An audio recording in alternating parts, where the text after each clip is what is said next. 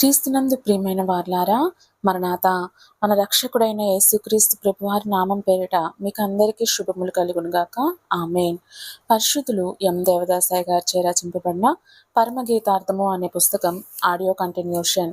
నల్లని దాననని నన్ను చిన్న చూపులు చూడకుడి, నేను ఎండ దెబ్బ తగిలిన దానను. నా సహోదరులు నా మీద కోపించి నన్ను ద్రాక్ష తోటకు కావలి కత్తిగా నుంచిరి, అయితే నా సొంత తోటను నేను కాయకపోతుని. పరమగీతము 1వ అధ్యాయం 6వ వచనం. ఈ వచనంలోను పై వచనంలో ఉన్నట్లు సంఘము అనగా వధువు తనను గూర్చి పలికినట్లు పలుకుచున్నది. ఇందు రకరకములైన స్థితులు గలవారున్నట్లు కనబడుచున్నది. 1 ఇందు పెండ్లి కుమార్తె సంఘం యొక్క అనుభవమును, 2 సామాన్య సంఘము యొక్క అనుభవమును, 3 ప్రతి విశ్వాసి యొక్క అనుభవమును కనబడుచున్నది. 1 నల్లని దాననని నన్ను చిన్న చూపులు చూడకుడి. శ్రమ వల్ల నాకు కలిగిన స్థితిని బట్టి నన్ను చిన్న చూపులు చూడకుడని చెప్పుచున్నది. చిన్న చూపు అనగా 1 లోకరీతిని, ధనికులు దరిద్రులను, విద్యావంతులు విద్యా విహీనులను, ఉద్యోగులు నిరుద్యోగులను, బలవంతులు బలహీనులను, సౌందర్యవంతులు కురూపులను, గొప్ప కులస్తులనుకుని వారు తక్కువ కులస్తులనబడిన వారిని హీనముగా చూతురు. 2 క్రైస్తవ సంఘంలో నామక క్రైస్తవులు మార్పు లేని వారు మార్పు గల వారిని, పరిశుద్ధ వరములు లేనివారు పరిశుద్ధాత్మ వరములు గలవారిని, ప్రభువు కనబడి మాట్లాడునను అనుభవం లేనివారు అట్టి అనుభవం గలవారిని, పరిశుద్ధులు కనబడి మాట్లాడుచున్నారను వారిని, దైవ ప్రత్యక్షత గలవారిని, ఆత్మ సంచార స్థితి గలవారిని హేళనగా చూతురు. మరికొందరు కృపావరములు గలవారు కృపావరములు లేనివారిని కూడా తక్కువగా చూతురు. 3 ఈ వచనంలో శ్రమానుభవం కలిగిన భక్తులను సామాన్య క్రైస్తవానుభవం గలవారు చిన్న చూపులు చూచుచున్నారని పలుకుచున్నది. 2 ఎండ తగిలిన దానను అనగా శ్రమ కలిగిన దానను. ఈ శ్రమ 3 విధములుగా కనబడుచున్నది. యోహాను 9:3 వీడైనను వీని కన్న వారైనను పాపములు చేయలేదు, కానీ దేవుని క్రియలు వీనియందు ప్రత్యక్షపరచబడుటకే వీడు గ్రుడ్డివాడుగా పుట్టెను.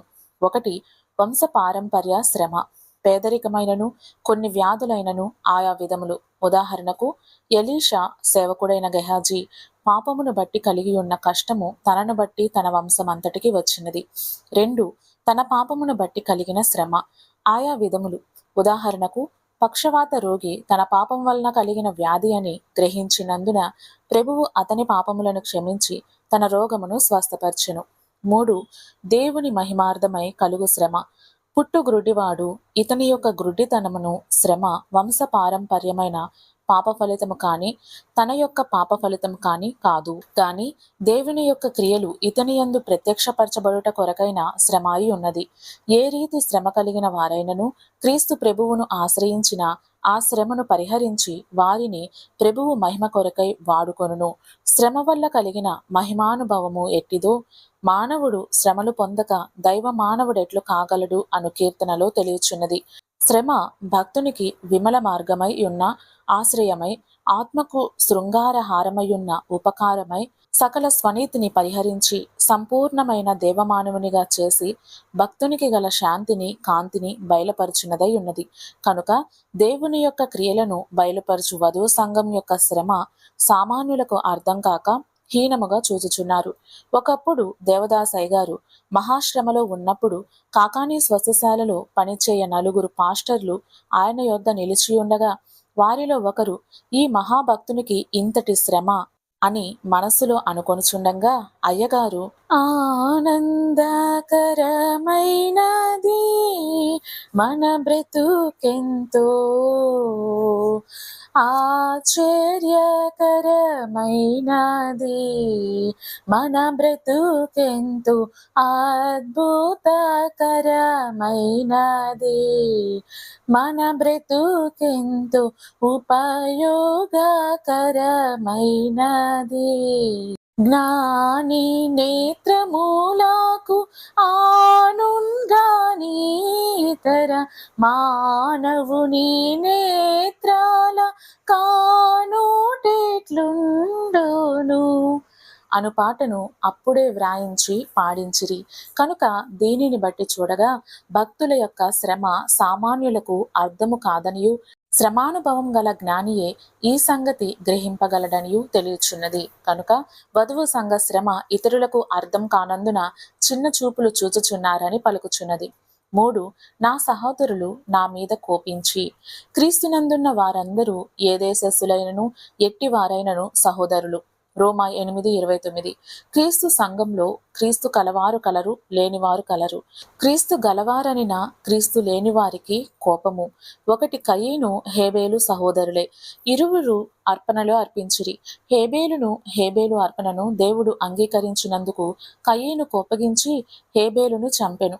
2 యోసేపు కలను గూర్చి జరగబో సంగతులను తెలియపరచినందున తన సహోదరులు కోపించి యోసేపును ఐగుప్తీయులకు అమ్మివేసిరి. 3 దేవకుమారుడైన క్రీస్తు ప్రభువు వచ్చి పరలోక రాజ్య మర్మములను చెప్పి అదృశ్య దేవుని ఆయనలో కనబర్చి ప్రజలకు శరీర ఆత్మీయ ఉపకారములు చేసినందున సహోదరులైన యూదులు పగబట్టి ఆయనను సిలువ వేసి చంపిరి. 4 సంఘకాలంలో అనేక మంది భక్తులను ఈ సంఘంలోని వారే పగబట్టి చంపిరి.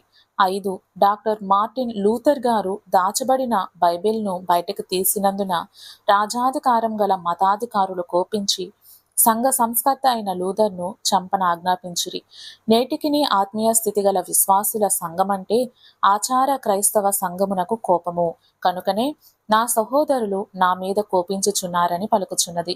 4 ద్రాక్ష తోట. క్రీస్తు ప్రభువు యోధామత సంఘంను ద్రాక్ష తోటకు పోల్చి చెప్పిరి. మత్తయి 21:33. యెషయా 5:1-2 వచనాలు. ద్రాక్షావల్లిని నేను, తీగలు మీరు అని యోహాను 15:1లో ప్రభు పలికిరి. ద్రాక్షావల్లి అయిన క్రీస్తులో నుండి వచ్చిన తీగలన్నీయు క్రైస్తవ సంఘమనే ద్రాక్ష తోట అయి ఉన్నది. ఈ ద్రాక్ష తోట శాఖోపశాఖలై లోకమంతటను వ్యాపించినది. ఈ ద్రాక్ష తోట సామాన్య సంఘము, ఆత్మీయ సంఘములుగా ఉన్నది. ఈ ఆత్మీయ సంఘంలో రక్షణ అంతస్తు గలవారు, రాకడ అంతస్తు గలవారు కలరు. క్రైస్తవ సంఘంలోని ఆత్మీయ జీవిత స్థితి యొక్క కాపుదల కొరకై ఆచారములు కంచెగా నియమింపబడెను. తుదకు రాను రాను ఆచార సంబంధమైన కంచె ఆత్మీయతను మృంగివేసి ఆచార స్థితిని మాత్రమే కలిగి ఉన్నది. సంఘము లోకం యొక్క పనులను విస్తారంగా పెట్టుకుని ఆత్మీయ స్థితిని పోగొట్టుకున్నది. 5 నన్ను ద్రాక్ష తోటకు కావలికత్తెగా ఉంచిరి. ఆత్మీయ స్థితి కలిగిన నన్ను సామాన్య సంఘమునకు కావలిగా ఉంచిరి. కావలికత్తె అనగా సంఘమును కాచే సంఘ కాపరి. కాపరులు 3 రకములు. 1 తమంతట తామే స్వయముగా సంఘమును కాయుటకు నిర్ణయించుకున్నవారు. 2 సంఘము వల్ల కాపరులుగా నిర్ణయింపబడినవారు. 3 ప్రభువే స్వయముగా పిలిచినందున కాపరులుగా నియమింపబడినవారు. సామాన్య సంఘమునకు ఆత్మీయ స్థితి కలిగిన వారిని కాపరులుగా ఉంచినందున తమ ఆత్మీయ స్థితిని పోగొట్టుకొనుచున్నారు. ఉదాహరణకు మరియా మార్తలు ఒక గృహంలోని వారే, అక్క చెల్లెండ్రే. మార్త ప్రభువు కొరకు, ప్రభు శిష్యుల కొరకు విస్తారమైన పనులు పెట్టుకున్నది మరియు ప్రభువు పాదముల యొద్ద కూర్చుని ఆయన బోధ వినుచున్నది. ఇద్దరు పనిలోనే ఉన్నారు. బహిరంగంగా కనబడే మార్త యొక్క పనే మార్తకు ఘనంగా కనబడుచున్నది. మరియ యొక్క ఆత్మీయమైన మహిమగల స్థితి మార్తకు ఘనముగా కనబడటలేదు. అట్లే విస్తారమైన పనులు పెట్టుకున్న సామాన్య సంఘమునకు ఆత్మీయ స్థితి గల ఉన్నతమైన పని ఘనముగా కనబడటలేదు. మార్త తన సహోదరి మీద కోపించి ప్రభువును నిందించి మరియ తన పనిని మాని మార్తకు సహాయరాలిగా ఉండమని కోర్చున్నది. అట్లే నేటి కాల సంఘము విస్తారమైన లోకపు పనులు పెట్టుకుని ప్రభువు పలికినట్లు అవసరమైనదియు ఉత్తమమైనదియునైనా దైవ సహవాసమును మానివేసిరి. అందువల్లనే ఆత్మీయ జీవిత స్థితి సంఘంలో అంతరించిపోయినది. విస్తార పనులు గల మార్త లాంటి పెద్ద సంఘము మరియ లాంటి అంతరంగానుభవం గల చిన్న సంఘమును తన పనిని మాని మార్త పనిలో ఏకీభవించిన మరియ పని అయిన దైవ సహవాసమును అంతరంగ స్థితి అను పని జరగదు.